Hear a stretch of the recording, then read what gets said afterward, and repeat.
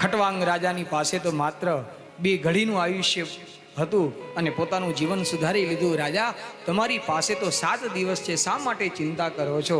તમે ભયમાંથી મુક્ત બની જાઓ. ભાગવતજીની કથા ભયમાંથી મુક્ત કરવા માટે છે. ભાગવતજીનું બીજું કોઈ પ્રયોજન નથી. નિષ્કપટ ધર્મ એ તો ભાગવતજીનું પ્રતિપાદ્ય વિષય છે. પણ ભાગવતજીની કથા સાંભળી લીધા પછી શું? કથા સાંભળી લીધા પછી કાંઈ આપણે ગાડી, મકાન, બંગલો ને આ બધું મળી જાય, આપણી બધી ભૌતિક ઈચ્છાઓ પૂરી થઈ જાય, એ તો ભગવાન કૃપા કરે બધું થાય. પણ ભાગવતજીનો જે ઉદ્દેશ્ય છે તે હું અને ભગવાન અમે 2 જુદા નથી, અમે બંને એક જ છીએ. આવી અભય પદની બુદ્ધિ પ્રાપ્ત થાય છે.